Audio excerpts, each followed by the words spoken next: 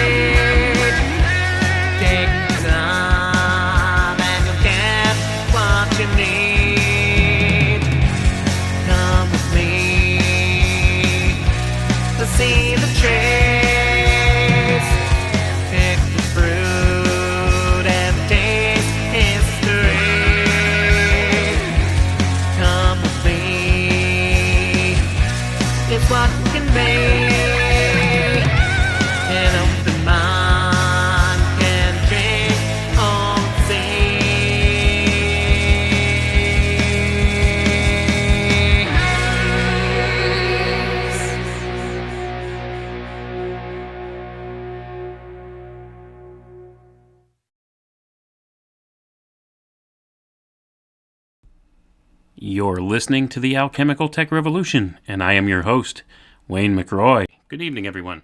Tonight, we're going to be discussing a little NASA document that came out in 1963, and this one is known as Engineering Man for Space, the Cyborg study.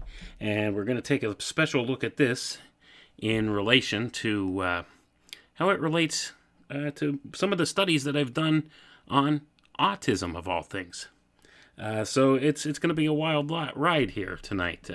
Let's take a look into this document, and this was released in 1963. I'll bring it up here, just one second. Okay, this is Engineering Man for Space, the Cyborg study. And this is Final Report NASw-512 to NASA OART, Biotechnology and Human Research, Washington, D.C., May 15th, 1963. Submitted by Robert W. Driscoll, Cyborg Program, approved by Richard J. Preston, Manager, Biosciences and Technology. And this is stamped with a logo from United Aircraft Corporate System Center, Farmingdale, Connecticut. Engineering Man for Space. Let's begin reading now. The Cyborg study is the study of man. It concerns itself with the determination of man's capabilities and limitations under the unpredictable and often hostile conditions of spaceflight, and the theoretical possibility of incorporating artificial organs, drugs, and or hypothermia as integral parts of the life support systems in spacecraft design of the future, and of reducing metabolic demands and the attendant life support requirements. By this approach, it is hoped that the efficiency and longevity of the life process on board spaceflights may be increased. It covers these new areas in detail in order to determine whether their application or utilization can assure the continued contribution of man to the success of prolonged space flights or interplanetary exploration without threatening his safety during such flights. The idea of modifying man is an advanced concept which must supersede conventional thinking and which will, in the long run, provide us with basic research data in the fundamental physiology of man during the conditions of space travel. And we're going to pause there. That's the first paragraph. They are talking about fundamentally modifying man, changing him from what he is to try to engineer him towards what they would call space flight. Okay, and this was written in 1963, as we pointed out. So this is before the alleged moon landings or any of that stuff went on, but when they were still really seriously pursuing manned spaceflight as a viable option for a future and interplanetary exploration and things of that nature, when they were actually looking at this. So with that being the case, we'll see later how the biological and cybernetic aspects of this line up. And like I said, I'll point out some connections to you as it relates to the autism epidemic. And this is not something that I would have normally put out on a platform like YouTube, but being as how I'm safe behind a paywall now at Rockfin, I could talk about this stuff without fear of getting censored. And we're going to get into it here, but let's continue first of all here with the reading. Here's where we left off. The Phase 1 Cyborg study has two principal task areas. Task A is a detailed consideration of the availability and practicability of using artificial organs, hypothermia, and or drugs in adapting man to a space environment. I'm going to pause there. This has always been that long talked about thing of say freezing somebody and reviving them later. And we saw this actually represented in the movie 2001, A Space Odyssey, and again in 2010, the year we made contact. And these harken back to the Arthur C. Clarke books of those same names. So when you look at this is kind of something that's been pre-programmed into men's minds to try to accept this as being a viable thing that we could do. And once again, this buys into the whole hyper-materialistic view of reality, whereas everything is just, a function of the physical here. Okay, so once again, they don't take any kind of a spiritual aspect into consideration with any of this stuff. They just look at it as purely physical phenomena going on. So even something like consciousness, they're trying to just represent it as nothing more than the byproduct of some physical chemical process, an electrical chemical process that goes on in your nervous system. So that being the case, they think that freezing a person and possibly reviving them later would be a viable option here. So they're talking about that in this first part. And that's an idea that's been batted around for many, many, many decades now. In fact, they say, don't they say something like Walt Disney froze his head or something like that, something ridiculous in hopes of being revived later. But anyway, I mean, this is a big business for some people, like cryogenically freezing somebody who's on the verge of death and, in hopes that they could be revived in later years when we figure out how to do it. And that's the whole key. And we're talking, this is going back to 1963, so here we are in 2021. They still haven't figured out how to do it, folks, because I don't think it could be done. But they're talking about that here. But let's move on. Task B is the collection and study of data relating to the operation of the human heart in a space environment. This has included the development of a mathematical and physical dynamic model. This report is divided into 7 major sections. The sections on artificial organs, hypothermia, drugs, sensory deprivation, and cardiovascular models represent the detailed discussion of the roles each may play in space flights of the future. Section 2 thoroughly analyzes the history, development, state-of-the-art, and future directions in the fields of the artificial lung, the artificial heart, the artificial kidney, and extracorporeal pump oxygenating equipment. All of the problems associated with the development of such units, physical, mechanical, and physiological, are considered in detail. Various existing models of each of the units used in present-day clinical procedures are illustrated and evaluated. Conclusions based on this information indicate limited application of artificial organs to spacecraft life support system design, with certain reservations, however. So I'm going to pause there. So they're saying, looking at this concept of artificial organs and things like that, they don't think it's a viable thing for, use within spacecraft life support system design. So they've kind of just pushed that whole idea aside. So, things like this, they're discarding certain ideas but adopting others. And we'll see how it goes as we go along here. Section 3 follows the same general plan of analysis, with great stress being placed in the physiological aberrations and responses to artificially reduced body temperature.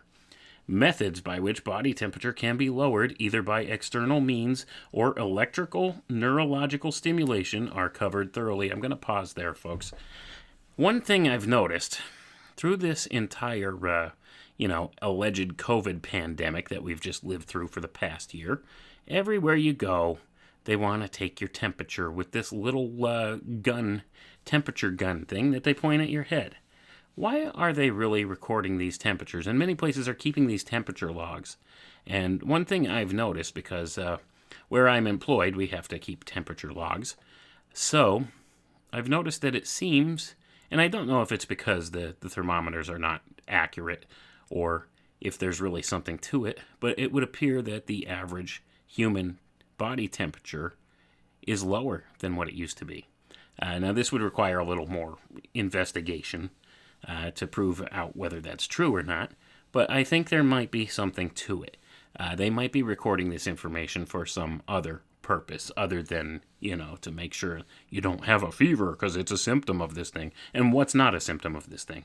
So that really doesn't go much of anywhere as far as that goes. But anyway, let's get back to the reading. I don't want to harbor too long on that point, but I thought it was interesting to interject that here. Back to the reading. The effect of this temperature reduction on the major organ systems and their physiologic functions is carefully analyzed.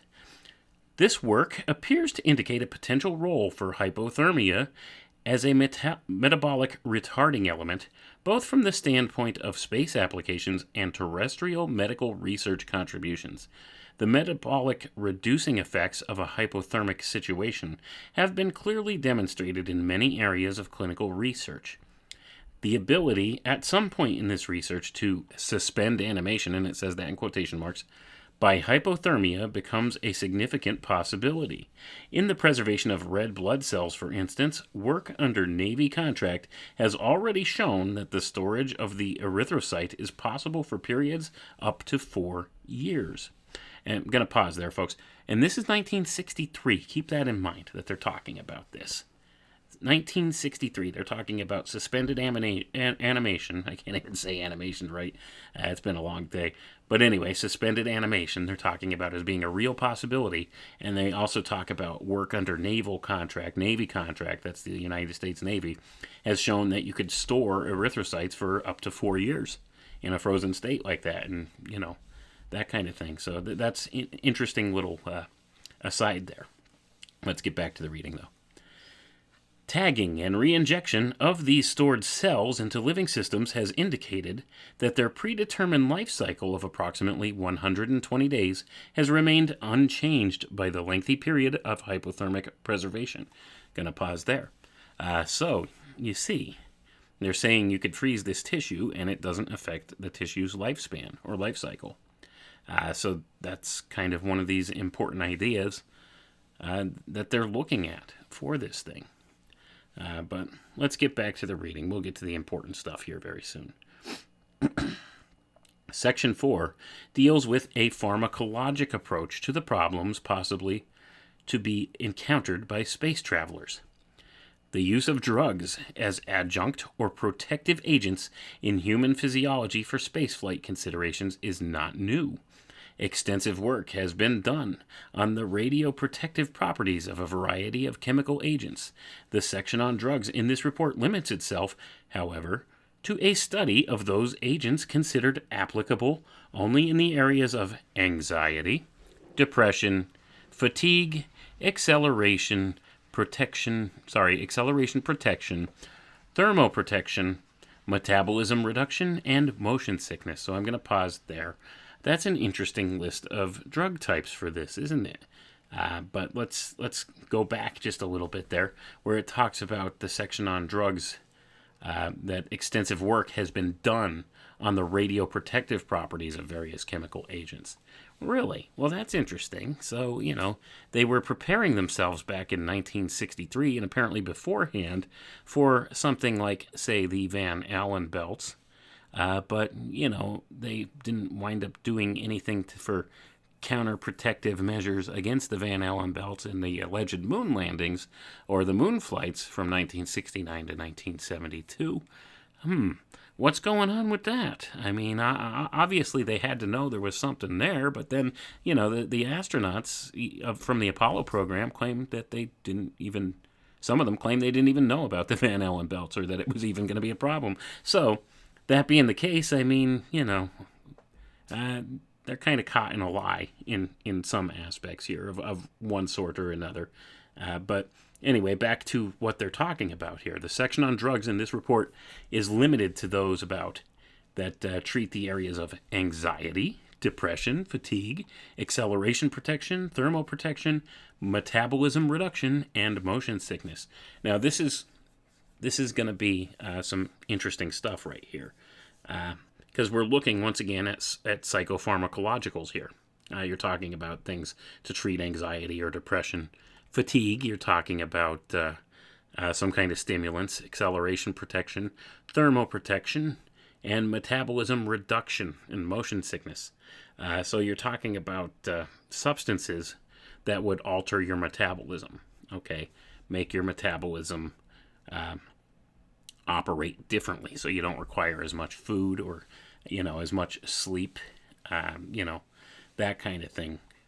So they're talking about some interesting stuff here. But let's continue on and see what else they have to say.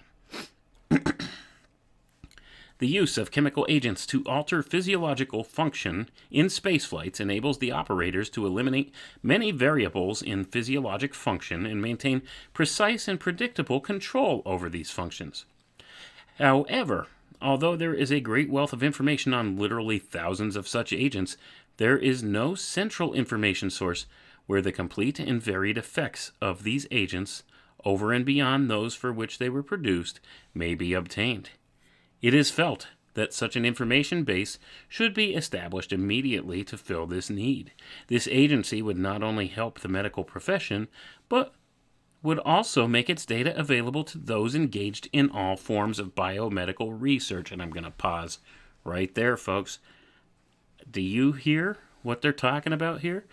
They're talking about, hey man, let's make a central database for health information so that anybody who wants to study these things could have access to this information and we could have access to that information.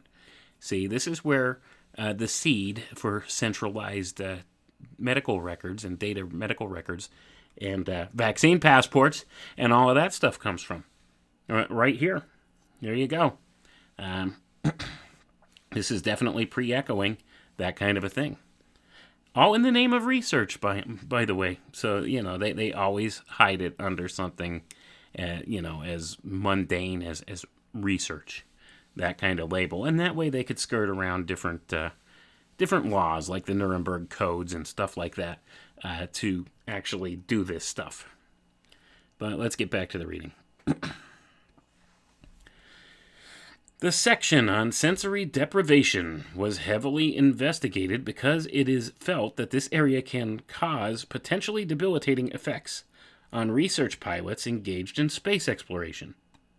It is considered a serious limitation on man's adaptability to space flights, and therefore it has been emphasized in the Cyborg final report.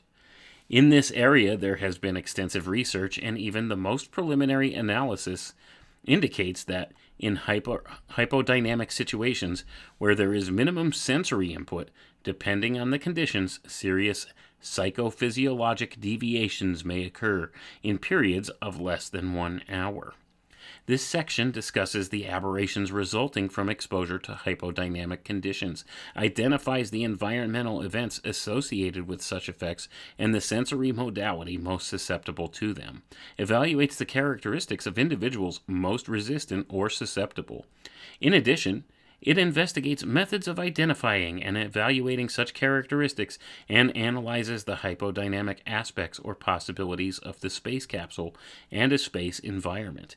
It cannot be overemphasized that the area of sensory deprivation must be actively pursued and that this area is worthy of continued, penetrating cyborg research. And I'm going to pause there, folks. There's a lot of information contained in this last paragraph.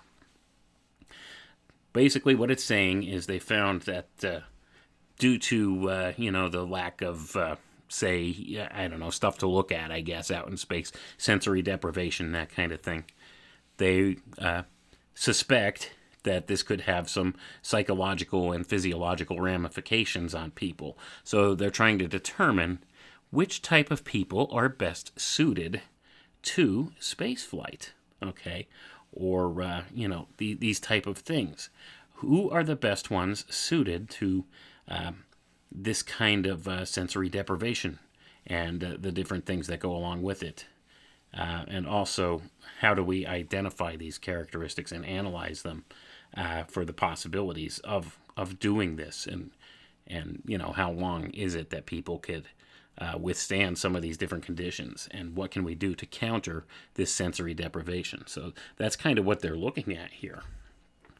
But anyway, let's continue on with the reading.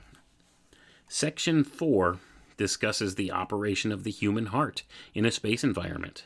Complete understanding of the multitude of complex interactions of organs and organ systems in the human will be a long time in coming. However, careful analysis of several of the more obvious characteristics of these systems has shown that their properties can, in many cases, be expressed in mathematical terms.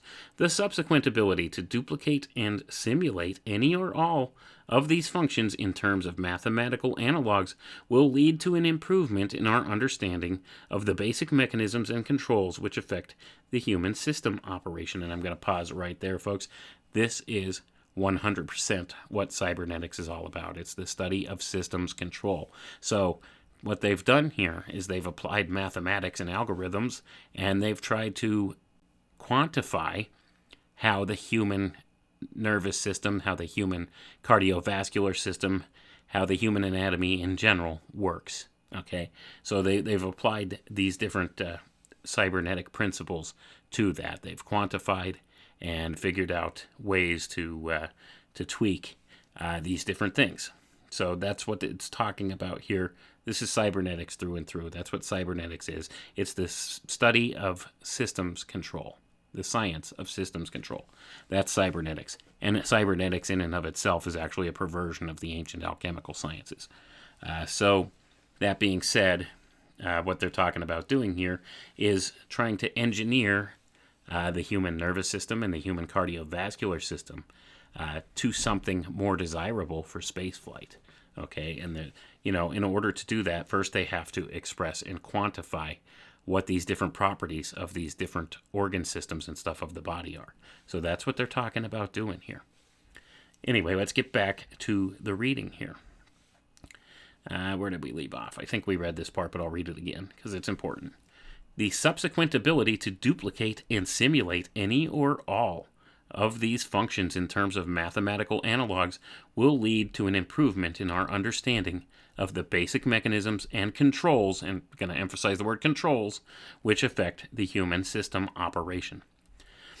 By employing hypothetical mathematical equivalence for computer simulation and high-speed input variation analysis, we can begin to understand some of the complexities of human organ systems, their interface relationships, and, accordingly, be in a better position to predict function as influenced by new and changing environments. Although the Cyborg study, NASw-512, has dealt specifically with hypothermia drugs, artificial organs, and cardiovascular modules, we have expanded this concept to include other fields which cannot justifiably be reported in this document. However, it is felt that the area of calcium mobilization, a potentially severe limitation on man's physiologic adaptability to a space environment, should be investigated in detail. And I'm going to pause right there, folks. This is where the rubber meets the road with the relationship of these cybernetic studies with the advent of the autism epidemic. Calcium neuronal channels. Disruptions in calcium neuronal channels are one of the major contributing factors to autistic symptoms. Okay, that's a fact. So, that being the case, they're talking about studying calcium mobilization within the human body. Okay, and we're going to read on here because it's going to get even more interesting here. So there, right here, there's a big link right there. Anyway, where did we leave off now? Okay. As we discussed in the interim Cyborg report presented to NASA OART in January of this year, the calcium excretion levels evidenced by the 3 U.S. orbital manned spaceflights were significantly elevated to arouse the interest of United Aircraft's Bioscience Group into an active pursuit of the reasons for this phenomenon. It has been proposed that mineral dynamics, along with mathematical and physical models of biological systems and sensory deprivation, be continued in subsequent phases of the Cyborg program. Gonna pause there. There you go. So they're talking about what's causing this depletion of calcium. And, in these manned space flights, what's the reasoning behind it? And if you learn to read the code, you'll know this is one of the things, the areas that they're targeting. They want to know, how do we control these calcium channels in these beings? Because this could be a potential game changer. Okay, Part A. It says here, hold on. Oh, okay, let's continue on right here. Number 7, future directions of the cyborg concept. And it skips around a little bit here, folks, because this is the big summary paper. But they've done follow-ups on this that are very difficult. In fact, I haven't been able to get a hold of some of the follow-up documents and stuff on this. I suspect some of them may be classified. I do not know. But I'm sure they must have followed up on this cyborg report as they're discussing here. Number 7, future directions of the cyborg concept. A, introduction. The NASw-512 contract is a biological design study of man, particularly in alien or extraterrestrial environments. It concerns itself with the system's requirements for the optimum life support, man monitoring control, and spacecraft configuration design, which will ensure his safe and continued contribution to extraterrestrial and space explorations. By thorough study of man's systems and subsystems when subjected to the simulated and actual conditions of extraterrestrial environments, we will be able to make significant progress toward the better understanding of man as a space voyager. In long-term space flights, the physiologic well-being of the pilot is of primary concern to the Earthbound medical monitors. While on such flights, the pilot-astronaut must be protected not only from all the known hazards of the space environment, but must in addition receive protection from those that are suspected to be of a debilitating nature. By the same token, the conquest of space by man must not be delayed by hyperprotective measures adopted through an overcautious approach to the unknown, which require elaborate and unnecessarily redundant system designs. Only by a complete understanding of man's psychophysiological reactions to these hazards can we be permitted to let such flights take place and be in a position to predict with any degree of reliability the probable success of a given flight. As this report indicates, only selected areas merit detailed experimental efforts in the Phase 2 portion of the Cyborg program. These are mathematical models, biocybernetics, sensory deprivation, and mineral dynamics. Gonna pause there, folks, before we get to the next part here. So you see how they're studying how to control human organ systems and human body systems. and the human nervous system. That's basically what's going on here. So they're talking about psychophysiologic responses. Okay, so once again, this whole thing buys into the whole hyper materialist view of things, and not only that, it also is extremely heavily weighted towards the cybernetics approach to things. They want to learn how to control the systems. In order to control the systems, they need to understand a basic overview of how the whole system works as a unit, and then in so doing, they could create a cybernetic feedback loop within that system in order to take control of it. This is a very basic principle called a causal circuit. Okay, all this is based upon the work of Walter Cannon and his view of biological homeostasis. So when you go back and you look at some of these homeostasis studies and understand that the body is a homeostatic system, also the mind is a homeostatic system in many regards, that being the case, it operates through feedback loops, through these cybernetic feedback loops. And if you could access that loop at any point, you could take control of the whole loop and therefore control all the action of the system. And this works across the board for any system, not just a biological system or like human beings or computers or anything like that. Any system at all. Economic systems, anything, any type of system.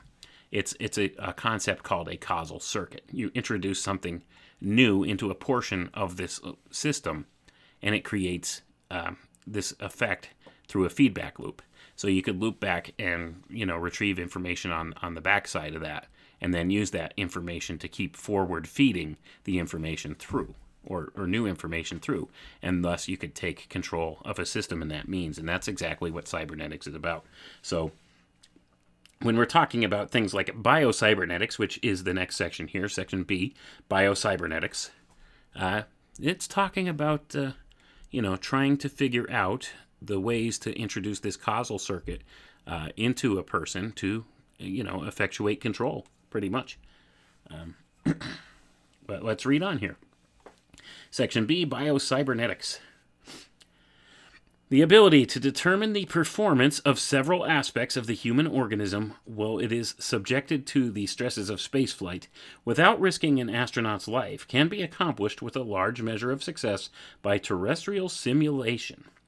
Careful analysis of many aspects of human functions has shown that in many cases, even the seemingly most complex systems can be reduced to mathematical relationships. By computer simulation and mathematical models of these systems, we can develop an actual physical dynamic analog of the system under consideration. By subjecting these analogs to the environmental stresses of spaceflight in terrestrial simulation laboratories, we may be better able to gather a thorough understanding of the system dynamics involved and generate the design requirements for this aspect of manned spaceflight. And I'm going to pause right there, folks. You see, this is why they use computer simulations for everything. And the computers they have now are way far more advanced than what they had in 1963. To analyze this type of data. So they use this artificial intelligence and these computer systems, these simulation models, to create the model under the conditions and the parameters that they want. And whether you think the way they describe space to us or not is real or fictitious, they could put these parameters into a computer to try to devise what's the best way to proceed here if such and such is the case with this, or whatever actual data that they do have on space, or if that's truly the intention here, or whatever the true intention is.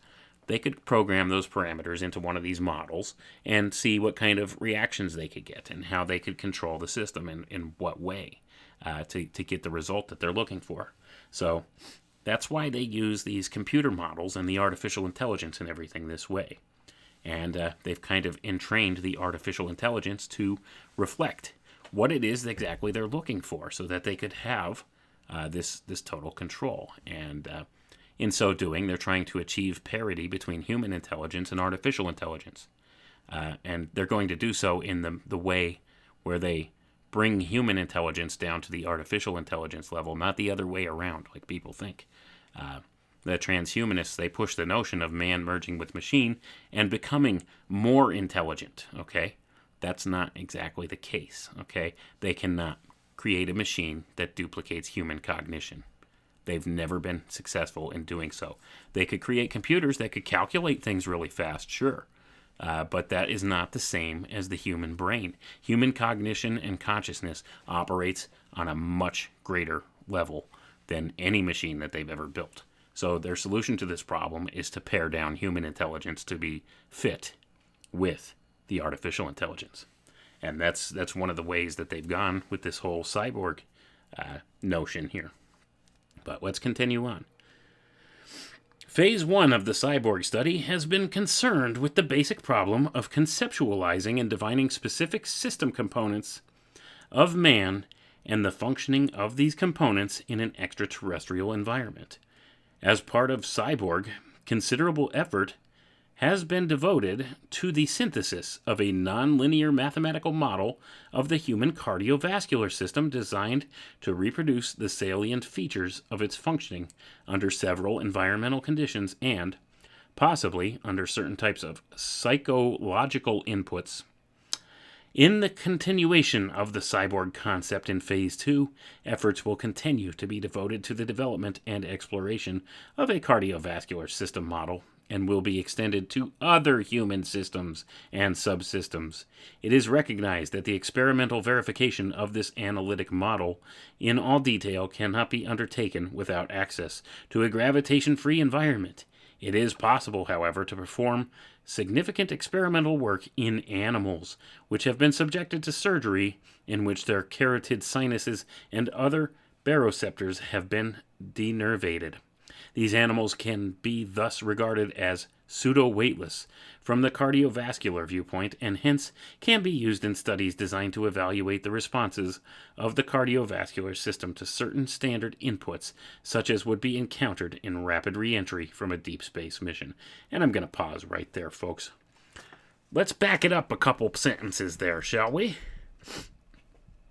See, it says, Phase 2 efforts will continue to be devoted to the development and exploration of a cardiovascular system model and will be extended to other human systems and subsystems. Well, they're talking about the human nervous system, folks. The brain. All of that. That's exactly what they want to gain the most control over is the human mind. And in so doing, if you could garner control of the brain and the nervous system, well, you could control the whole body, can't you? And that's what it's all about. But anyway, they're talking about weightlessness and weightless environments, and once again, they're holding up this narrative of space and that kind of thing. But let's continue on with the reading here.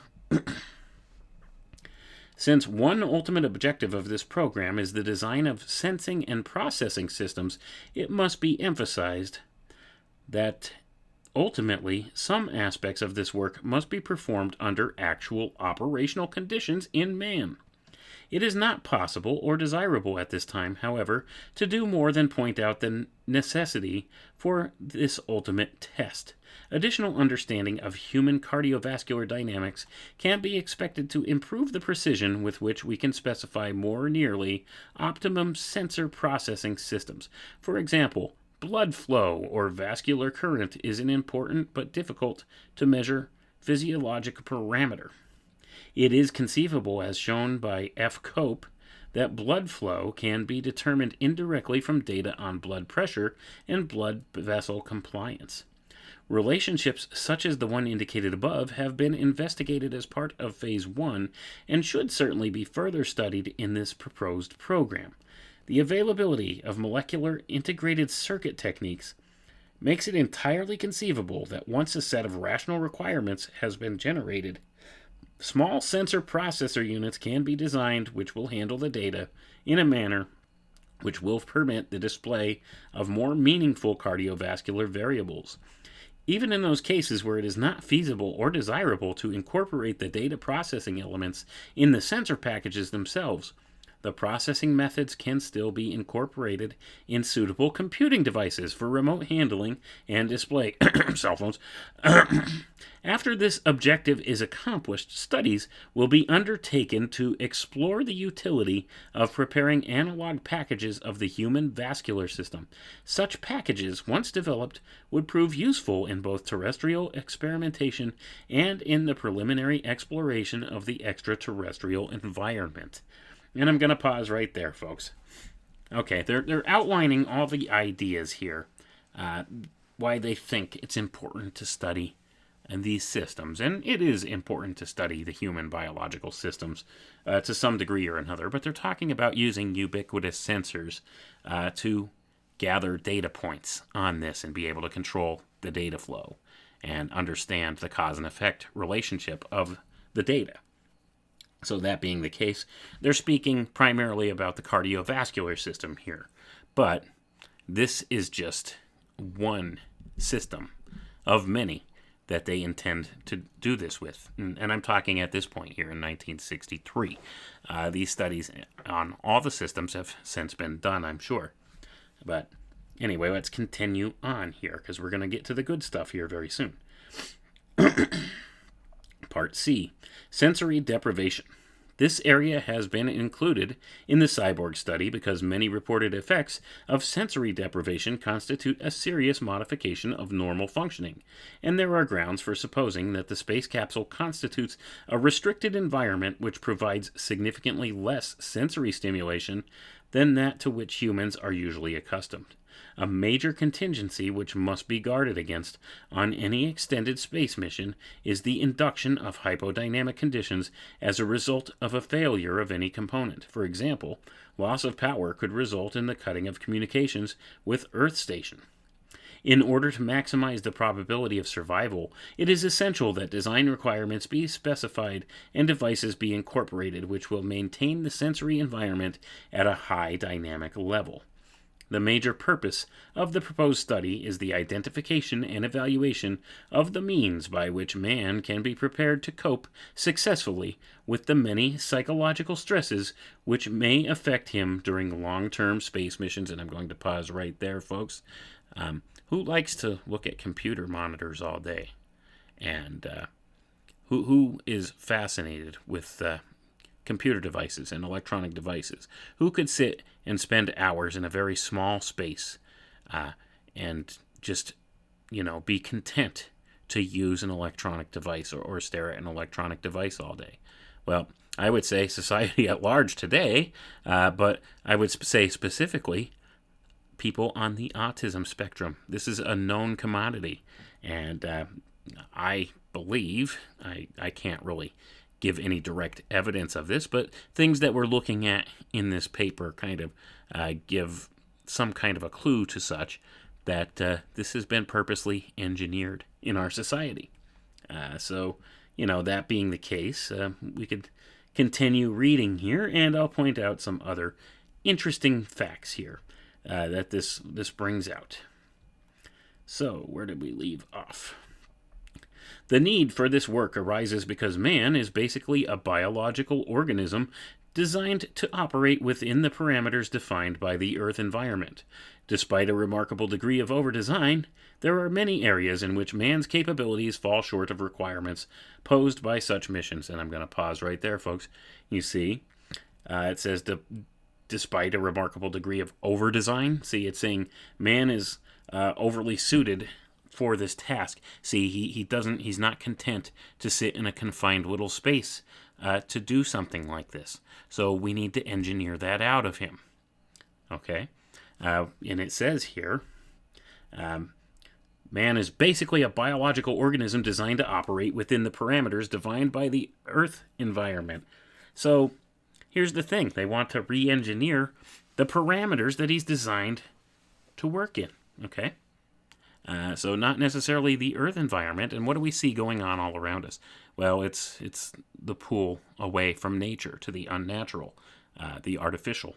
See, the computer screen, the virtual world.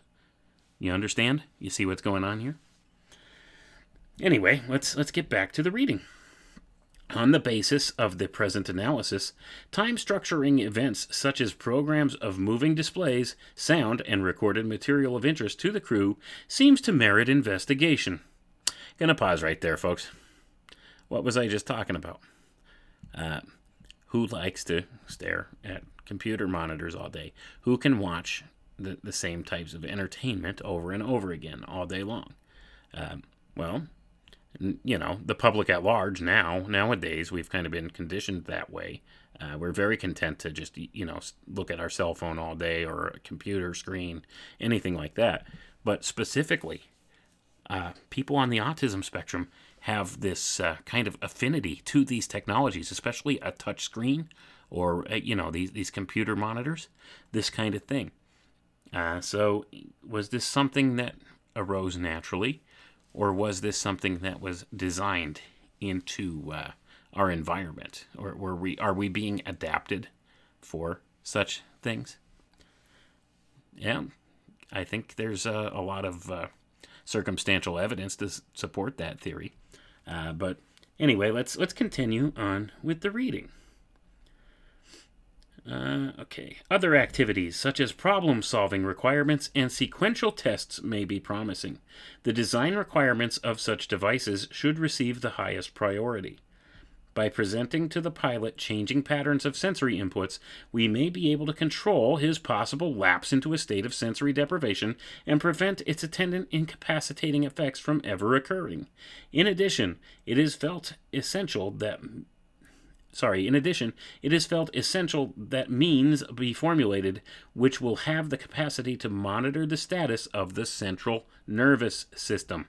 Such a device would be able to determine the level of central nervous system reactivity to a marginal signal input and determine whether, quite unconsciously, the pilot is gradually losing control of his conscious mental processes. And I'm going to pause right there, folks. That sentence is very disturbing. See, they want a device that could monitor your central nervous system in real time and tell them what it is you're thinking and if you're about to lose consciousness or conscious mental processes. See, and make no mistake about it. Many of these technologies have already been developed and are being used today. Let's move on to the next section here, and we'll see where it starts to get a little more interesting, won't we? Section D, Mineral Dynamics. On each of the 3 United States manned orbital flights, collected in and post-flight urine specimens showed significantly elevated levels of excreted calcium. This is a phenomenon which has been frequently observed in the past in cases of hospital patients subjected to extended periods of immobilization, in sensory deprivation studies, certain stress situations, and in simulated weightlessness experiments involving water immersion. It remains to be determined, however, whether this increase reflects potentially serious drainage of calcium from the skeletal system. In order to monitor and appraise the significance of alterations in calcium output, it is necessary that a detection system be devised which will permit the tracing of the mineral through the several metabolic compartments. It can be unequivocally stated that no method is known today for determining calcium movement other than those methods involving some type of tracer. It is to be emphasized that passive neutron activation methods are capable only of static estimates of calcium. The elucidation of the dynamics of the mineral requires the use of distinguishable but chemically identical atomic species. Therefore, a suitable system for the detection of calcium dynamics must involve, number 1, the use of a tracer, number 2, a suitable sensor, and number 3, the application of correct data processing techniques to the information collected. In the course of this proposed program, we shall continue the investigation of calcium dynamics in man and animals from the viewpoint of the changes which occur as a result of immobilization and or psychological stress, and establish the requirements for a detection system to determine and display changes and predict trends in the pilot's calcium dynamics. And I'm going to pause there, folks. Psychological stress, immobilization. They're tracing calcium. Well, this would be calcium in the nervous system, wouldn't it? Disruptions in calcium neuronal channels cause many symptoms of autism. Is this being engineered on purpose? That's my question. And this is something that I actually pointed out in my book, The Autism Epidemic, Transhumanism's Dirty Little Secret. This is what I suspect has been going on. Can I prove this outright? No, I cannot. But I have my suspicions that there are certain environmental factors that are causing these disruptions in neuronal calcium channels within people and are contributing to the autism epidemic. And when you could trace stuff back to programs like this, the Cyborg program, it all ties together with transhumanism, all of it. It all does, and there's all kinds of different social engineering tells and stuff that go along with it as well. But for today, we're just going to focus on this paper, so let's get back to the reading. The Cyborg program is expected to be a long-range program of study and experimental efforts. The experimental phases are intended to develop both mathematical and physical dynamic models of important human systems. These will include the cardiovascular, endocrine, gastrointestinal, cutaneous, and pulmonary systems. The physical models will be varied by actual laboratory experiments, and relating mathematical formulae will be developed to describe interaction of the systems. These models will be simulated in the UAC computer facility and dynamically tested, ultimately in space environmental extremes. Firm design requirements will be established for an optimized physiologic monitoring system as well as for the design requirements for a life support environmental control system. Such systems will be integrated to provide a total man-machine complex with man in the control loop as the forcing function. Gonna pause there.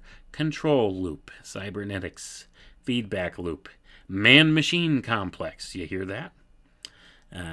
Space capsule design requirements will be delineated as well as a result of sensory deprivation experiments and man augmentation mechanism design constraints. Man augmentation mechanism design constraints.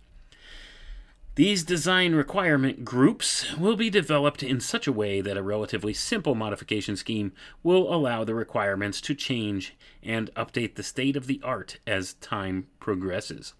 This will prevent the necessity of having to fund an entirely new program every few years to redevelop design requirements as the changing state of the art makes existing requirement groups obsolete, or obsolescent rather. And then it has a little diagram here that has, it's like a Venn type diagram. It has Cyborg in the middle, and it says life systems models, Biocybernetics, hypometabolism, hypothermia, artificial systems, environmental simulation, drugs, adaptation, nutrition, mineral metabolism, sensory deprivation. And then let's continue on.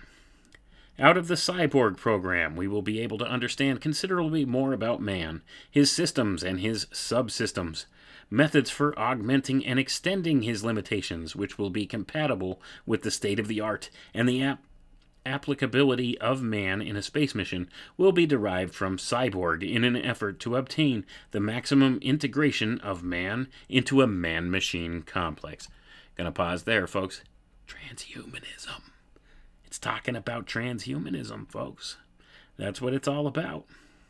That's the bottom line.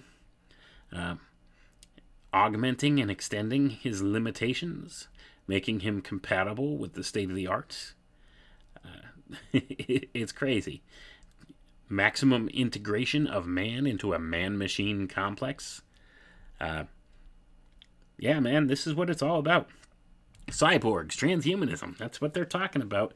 They think that this is probably the more of the goal than the actual space flight itself. Changing man into the next step in human evolution. And in my view, I think that's what this quote-unquote space program is more about than anything else, is the rise of transhumanism.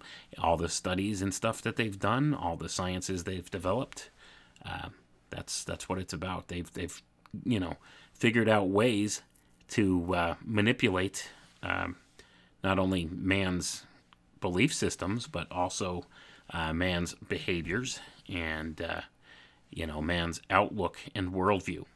They've really done a fine job engineering many of these aspects into man, and they have not been forthright with what information they have about what we would call space. In fact, I think it's been, pretty well demonstrated that they lie to us on the regular about it, about what's out there, what's up there, what it really consists of. And we have no actual presence aside from, what they claim is out there. We have no way to know outside of these select few space programs or whatever what's actually out there and, where there is. So it's hard to tell what has all this money that NASA has spent and that the military-industrial complex has spent allegedly on these space programs. What do we have to show for it? And I mean, I know there's some technologies that allegedly have come from these space exploration sciences and all of this stuff that they claim, like this stuff is derived from that. But what do we have as far as space flight technologies? Well, it's still the same old rockets and stuff, isn't it? Nothing has really advanced. It hasn't. I mean, they still can't. They claim they cannot duplicate the Saturn V rocket anymore. They just don't have the capacity to do it. They don't know how. But yet, this is the advanced, the most state-of-the-art, from back in the 1960s. It hasn't changed. And they've thrown how much money at it? What's the real program going on, folks? I would say it's studying, how does man work? How can we garner better control of man? Let's throw money in these cybernetic studies, these systems control studies. That's what I think is more about. I think that's the real secret behind the secret space program.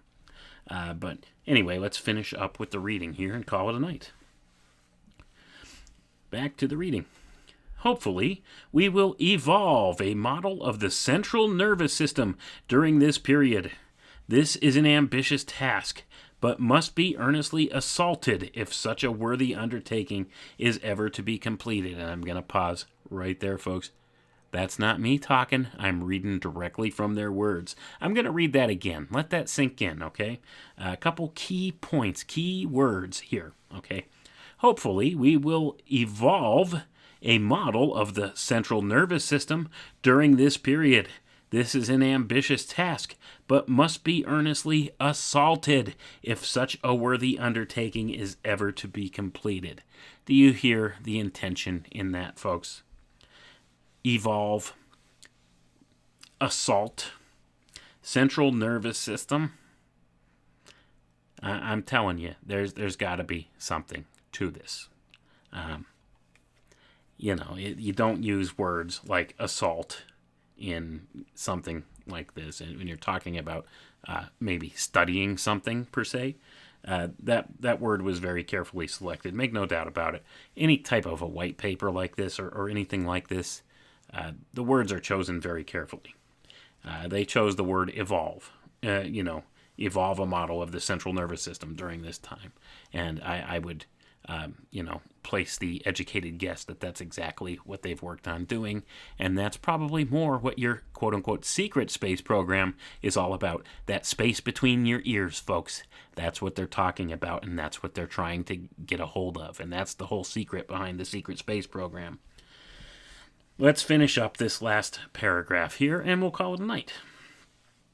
A significant number of experiments will be performed on animals and man throughout this program to verify modeling concepts which have evolved from the cyborg theory.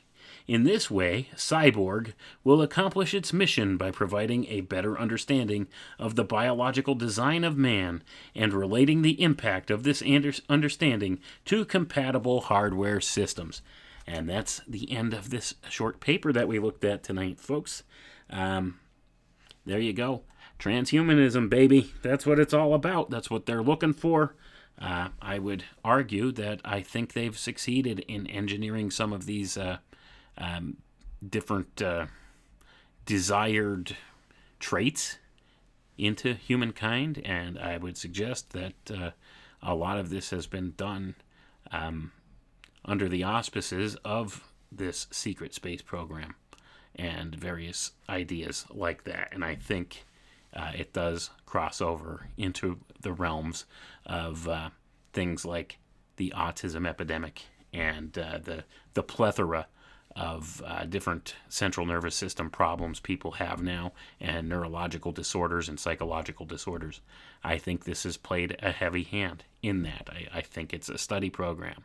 I think they've introduced things into the atmosphere and are collecting the data and are trying to engineer us towards this next step in human evolution, which they view as being the birthright of these elite benefactors and stuff that push these things, okay? They believe this is the next step, the next phase in human evolution, and they talk about it as such, and this would be transhumanism. And they've been slowly, over time, engineering us towards this, towards what they would call singularity. And that would be the transhuman singularity, where man and machine become pretty much essentially merged together. And many would argue that we're already a cyborg, that we use different extensions of ourselves, like our digital personalities and stuff, through social media and through our cell phones. The only thing that's really holding that back is the interface speed. Whereas right now we use, the keyboard to input things or speech to speak into things. Whereas the ultimate goal for these people is to have it directly hooked to your brain so that you could transmit and receive data at the speed of thought. And then will we be a true cyborg? And that's kind of the plan, folks. They're trying to engineer us into this new transhuman type of a being fit for space or space exploration or the next level. See, the only space that they're trying to evolve you for is the space between your ears, folks. They're trying to engineer your brain, your mind. They're engineering your mind to accept this false paradigm that they're presenting. And not only to accept it, but to embrace it and welcome it as if it's the next step in man's evolution, as if this is going to be a good thing, this falling away from nature, which I would argue is probably not the best choice for mankind as a whole to take, because nature always self-corrects. And when we're going against the grain of nature, we're going to feel the ramifications. And this whole thing, it's all the same. But, that's the bottom line. This is all about transhumanism. Even the space program stuff, all the NASA nonsense that's out there, it's all to promote transhumanism, and that's what's really going on in the world today. So, you start to see, SpaceX is sending up another rocket. Well, what's that rocket doing? Well, it's putting little SpaceX Space Link satellites, whatever they're called, up there to give internet access to the world. Well, why is that? Why would they want to do that? Well, they want everything interconnected, okay, on this artificial intelligence control grid. That's what it's about, folks. It has nothing to do with exploring space or what they want you to believe space is, or going to other planets, other worlds. That's not what it's about, okay? It's about controlling your mind. It's about gathering access to your innermost thoughts, your innermost mind, and gaining control of that. And that's what the whole space program's about, top to bottom. And there's many things that go with it, with the entertainment and everything too. This has all been engineered very carefully and meticulously through the course of time, over the long haul. They've manipulated your thoughts as to what space is and what it should be and what it looks like and what they want you to believe that's there.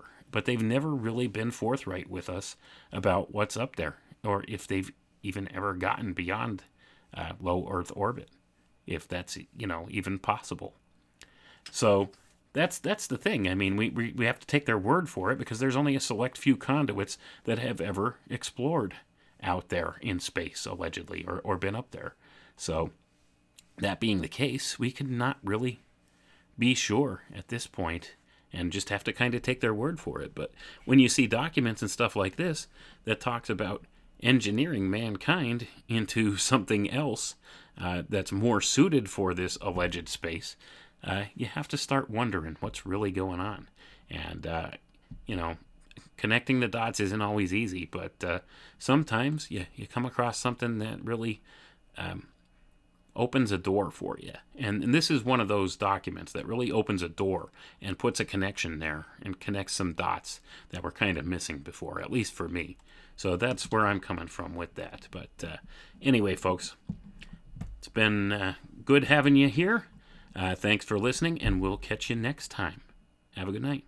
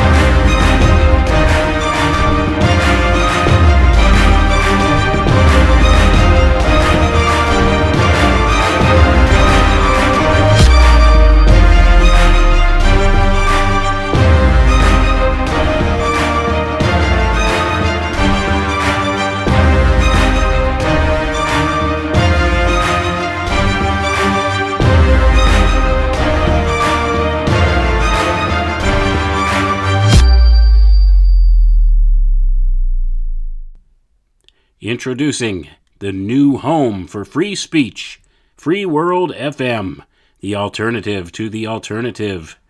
Keep on talking in the free world. That's freeworld.fm, coming soon.